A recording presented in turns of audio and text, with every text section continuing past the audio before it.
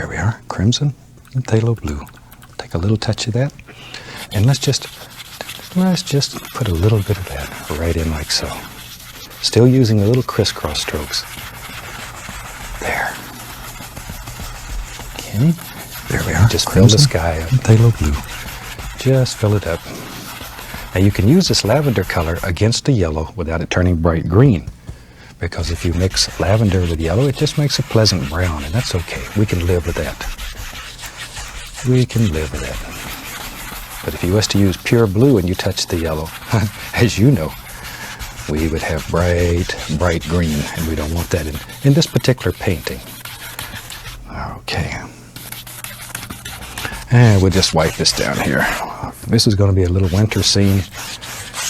Oh, maybe we'll have some snow down here, and we'll just use this as part of the shadows when we get finished. It's also a good place to clean the color off your brush. Now then, speaking of cleaning color off the brush, let's wash our old brush. Shake off the excess. And then off you go. That's looking for sort of a medium brown color. Ooh, I hit a little of that lavender too. That's all right. Okay, let me wipe my knife. That's all right. Because, you know, we don't make mistakes. We have happy accidents. And that's when you really experience the joy of painting. All right, now then, load the old fan brush full of color. A lot of color. A lot of color. Let's go up in here. Now, maybe back here in our world, there live some little distant trees. They're back in here. All you have to do is take the fan brush and sort of tap it downward. And begin thinking about basic shapes and where you want them to live. And just begin tapping. It's really all there is to it. There they go. Now, sometimes, let me show you something here. Sometimes I get letters and people say my background trees look like fence posts, like that. The only thing wrong right there is you don't have enough. If you just go back, if that happens, just add in a few more. These are a lot of trees that are far, far away in the distance. Far away in the distance. There we go. Maybe they come over. Shoot, maybe it goes up here. It's up to you. Anywhere you want it. Anywhere that you want it. There we are. Okay. Maybe right on up there. I don't know. Wherever you want it. So I say, this is such an individual thing. It's the reason we don't really want you to have you just use patterns and trace and etc. We really would like to see people learn to be creative on their own. And this is the freest style of painting I have ever seen. Maybe there's one here that you can see a little more detail. See? That easy. Because it just looks like he ought to be there. Now then, I want to create the illusion of mist down at the base of these. Very firmly, using the top corner only of the 2-inch brush. I'm just tapping, but very firmly. You can probably hear how much we're tapping there. Do you see our new opening on the show? Isn't that fantastic? That's the little painter man. The little painter man. And that was done by a fantastic engineer right here at the station where we film. He put all that together and designed it and figured out how to do it. And his name's Jerry Morton, and I'd like to give him credit for doing a super job. He put a lot of work into making that. I hope you like it. I'd love to hear from you and know what you think of it. But we're going to call that little character the little painter man. Maybe we'll show him again sometime. There. Now then, maybe we want to have several layers in here. So we'll take that same color and I want to add a little bit more of the Van Dyke brown to it. As you know, in a landscape, as things get closer to you, they should get darker in value. So all you need to do is add a little more of the brown. Let's go back up in here. And maybe right here. Right here. I know. But see how that dark color stands out now against that misty area. If you didn't have that little misty area, we'd probably be in Agony City right now because it would just blend together and you'd lose it. But because you have that little misty area, then you're in business and they'll separate. That misty area, as I've said over and over, is your good friend. In painting, Sometimes softness or little misty areas do more good for you than anything else. Tell you what, let's get crazy. Maybe there's a nice tree. Yep, there is now. Lives right there. Just use the corner of the fan brush. And there we go, back and forth. There. Happy little evergreen lives right there. And he needs a friend. Maybe this guy, maybe a squirrel chewed off all his limbs when he was little. Them little devils do that sometimes, so we'll just put a few on him. See, he's sort of naked. There we go. There, see, but you can see part of the trunk through there. And sometimes that's very nice. Clean, dry brush, and once again, our little misty effect, and we just let it come right on out and just blend off into nothing there at the end. And there. But you can create layer after layer after layer of little foothills and little soft areas in between. It gives your painting tremendous depth, tremendous depth. And of course, I know none of us are interested in that happy buck. But if you're out selling your paintings, this is what makes your painting special over everybody else's, is the fact that it has all this depth and distance in it. And when somebody comes along to buy a painting, they'll look at yours and guess who sells a painting? This pays great dividends. Tell you what. All right. Now, we said it was going to have snow down here. Let's put one more layer of foothills. I'm going to take, I like those little foothills. I'm going to take the old big brush that I've got going here. I'll use a little lavender. This is just the alizarin crimson and a touch of phthalo blue. Once again, proportionately, much more crimson than blue. Just tap. Okay, let's go back up here. Maybe these foothills live right here. And all we're doing right now is putting in a base color. Maybe these are getting close enough. Maybe they got a little highlight on them. What the heck? Just make big decisions and drop them in. Let them go. There it goes. There it goes. There. Wherever you think they should live. That's exactly where they should live. Now then. That's our base color. And that's really all it is. This could be put on, shoot, you could put this over your shoe. It doesn't matter. Doesn't matter. There we go. Let's take another brush here. I have several of each brush going, so I don't have to spend all my time washing brushes. I'm going to dip it into a touch of the liquid white. Just a touch. Very small amount. That's right above a smidgen. Little teeny bit. Let me reach down here, be right back, don't go away. Little bright red in there. Whew. Takes very little. Very little. Now then, just tap, push. You can see that little ridge of paint. Let's pull it out very flat so you can see it good. See that little ridge? There's a ridge just like that on the end of the brush, and that's what we paint with. Let's go up here. Now then, we'll use just the corner of the brush, and we go in here, and we can begin putting in some nice little highlights on these. In my mind, these are getting closer now. They're close enough that you can begin seeing all these little things that are happening. Now, the little touch of liquid white that I put in there was put in there only to thin this a little bit, because, as you know, one of our golden rules, a thin paint will stick to a thick paint. The paint that we use is very, very thick, very dry. It's much thicker than traditional oil paints. There, and then we can paint layer after layer on top without just becoming a mud mixer. If all your paints are the same consistency, just going to make mud. It's all that's going to happen. Then you're going to be unhappy with me. And watch, here's a little trick. Maybe, let's do this. Maybe right here, there's another little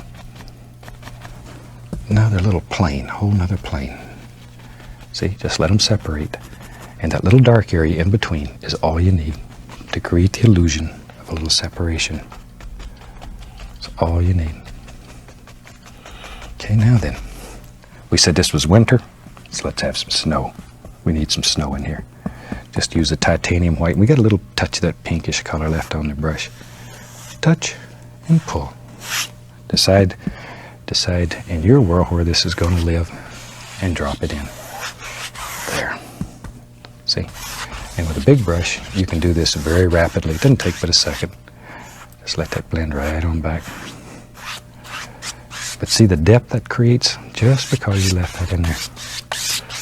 Now then, we need some big trees. You know me. I like them big trees.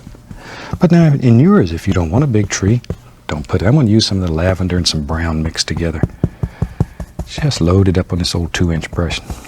Make some big decisions. Where does our little trees live? In our world, I think they live right about here.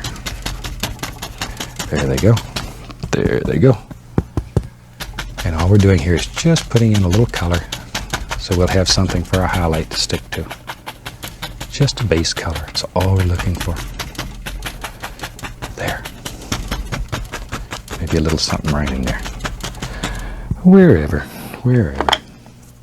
Now then, we'll go back to the old 2-inch brush that we were using. It has a little bright red on it, and a little of the titanium white. And let's go back in here and just put the indication of some nice little snow-covered things that live up here on this tree.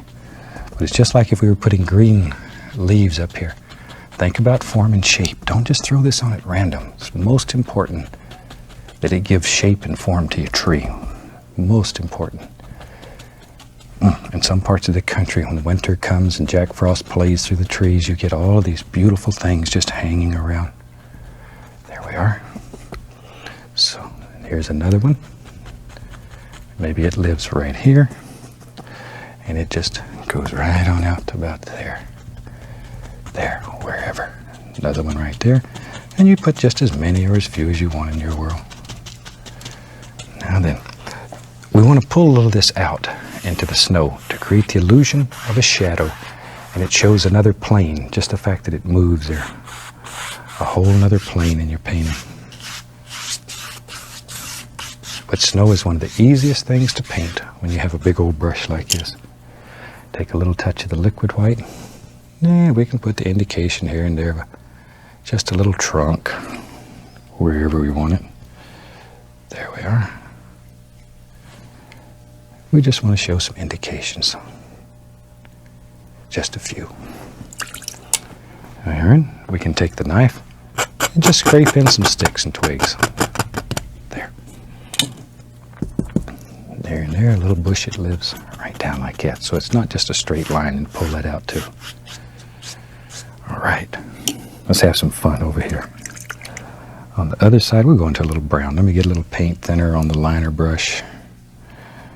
And maybe in our world there lives, this is your bravery test.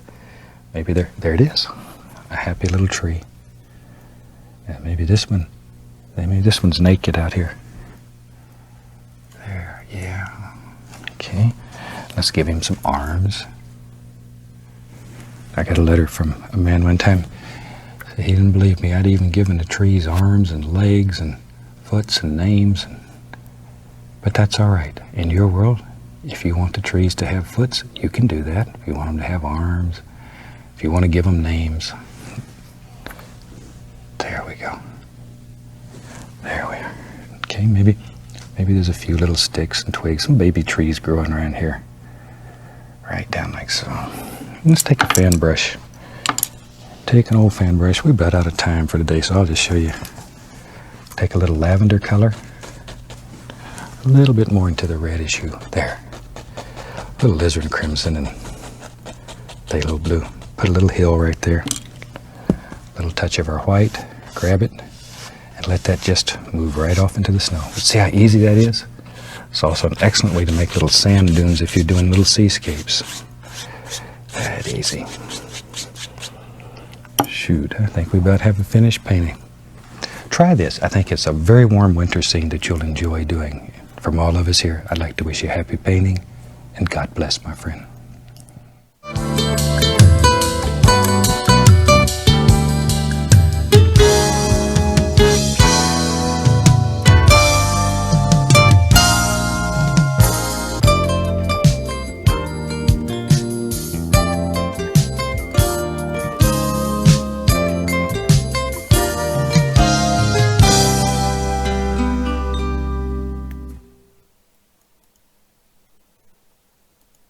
Hi, welcome back. Certainly glad you could join me today. You ready to do a fantastic little painting? Super.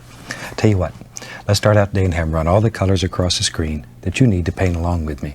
And as usual, they'll come across in the same order as we have them on the palette, starting with the white and working around. But when you load your own palette, load it any way that's convenient to you. It's just, we've sort of got in the habit of loading it this way. Up here today, let's see what we have. Today, I have a contact paper on my canvas with an oval cut out of the center. And this is just normal old adhesive back paper that you can buy at the hardware store or the grocery store. And we cut a little oval out and stick it on there. And then I've covered the inside here with a thin, even coat of the liquid white. And so it's wet and ready to go. So let's do a little painting. I thought today maybe we'd just do a very soft little painting that's a lot of fun. Start out with the least little amount of yellow ochre. I just want to put a little happy spot up here in the sky. Just a little bit of color, but I don't want much. I think today we'll try to do a painting that's very soft and subdued and quiet. And I like those kind of little paintings. They're very little color. You can always add more, but it's a son of a gun to take it off. So you can take it off, but it's easier just to add a little at a time. Maybe let's have a little water down here. We'll reflect a little of that right into the water. What's that? But very little color, very little. Now then, I'm going to mix up a little lavender color. I'll use a knife to mix it. We'll take some alizarin crimson and a little phthalo blue. Proportionately, much, much more of the crimson than the blue. But yet I want this to be a little bit to the blue side. You can make it, when you're making lavender like this, you can take it to the reddish side or the blue side. I want this to be a little to the bluish side. Put a little white and then check it. Ooh, that's nice. Good flavor. It's hard to tell what color this is. That's why we had a little white out there so we can see it. Good. Now then, clean off the old knife. And let's go back up here in our sky. And we'll take a little touch of that color. I have not cleaned the brush. Just a little of that color. A little of that color. I want to add a teeny little bit more of the blue. Oh, that's better. I want it a little bit more to the blue side. There. Okay, that's much better. Let's go up in here. Yes, that's a nice color. I like it. And there's not a great deal of paint on the brush. It's really not a lot of paint. Because the canvas is wet, this paint will go a long way. It doesn't take a great deal. There we are. Something maybe sort of like that. And it really doesn't matter. Whatever makes you happy. Because painting is very individual. There's as many different ways to paint as there are painters. And every person sees nature through different eyes. So when you're doing your own paintings, paint what makes you happy. There we are. Going to have some water, we said. So let's just go ahead and put in a little indication of some water about right there. Like so. All we're doing is adding a little color. We can come back and change it or move it however we want it later. But while we have the brush dirty, we might as well use it. There we go. And then let's do the fun part of this. Let's wash this old brush.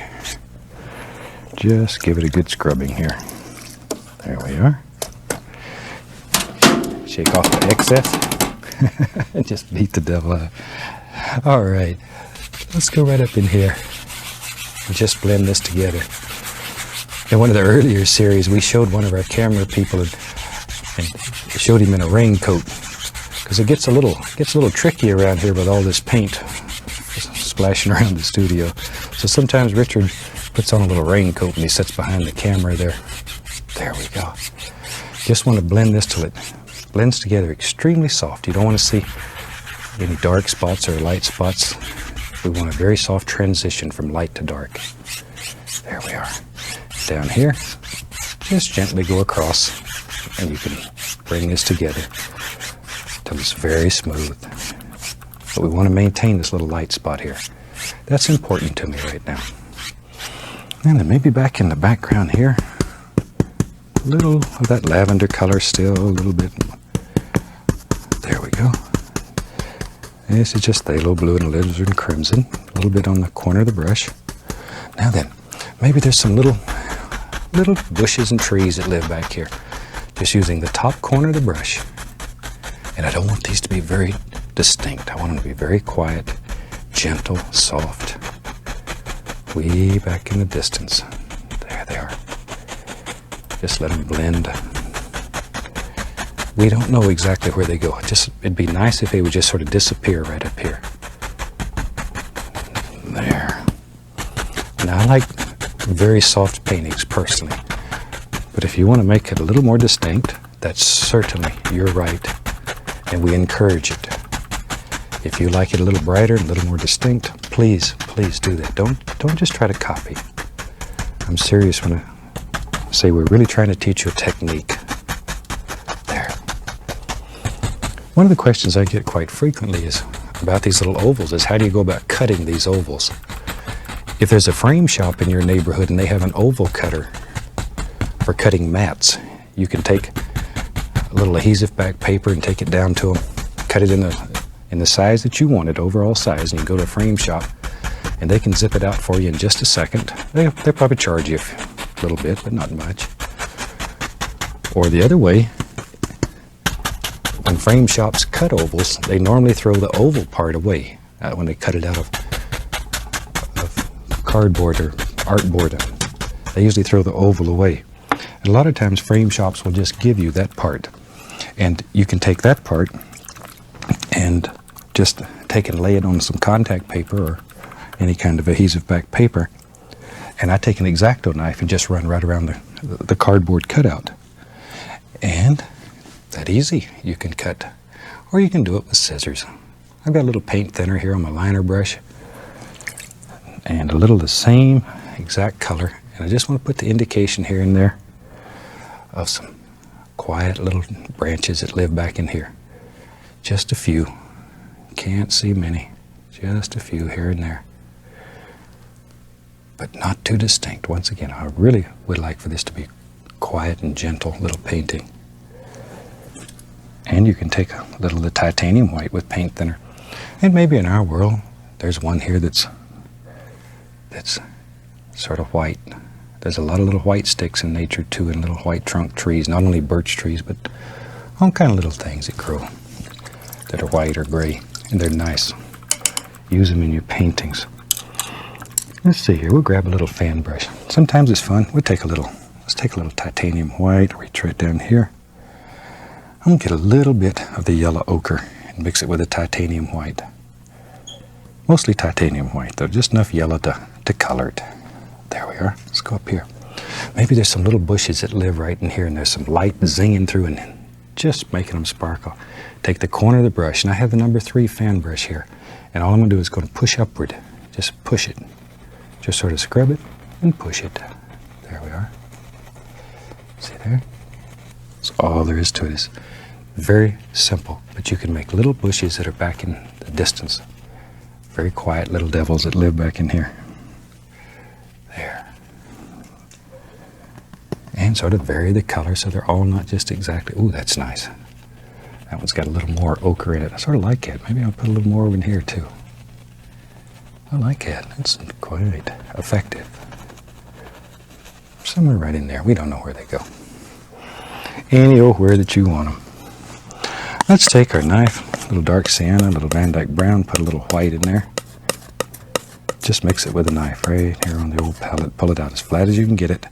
Go down, cut across, and we get our small roll of paint. It lives right out on the edge of the knife. Okay, let's go up here.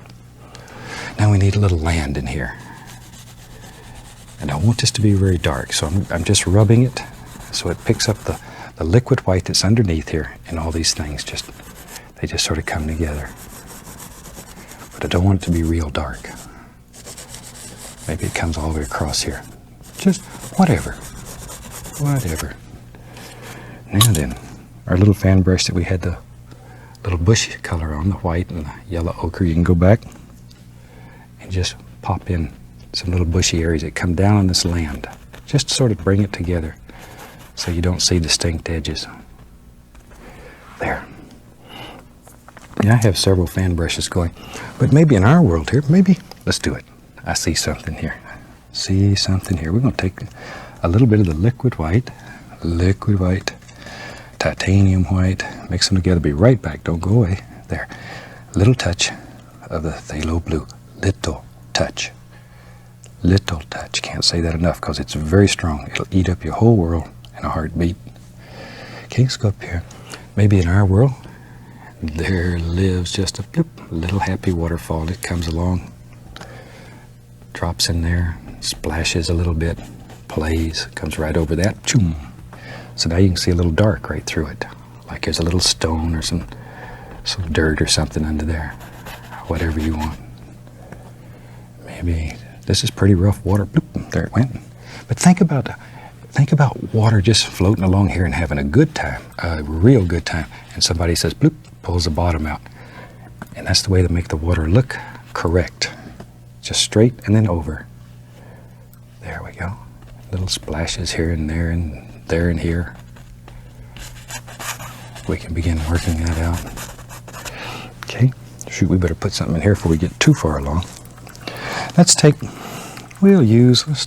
gonna make a nice brown color. Tell you what. Let me clean off a spot to work here. We'll just set that over there in case we need it later.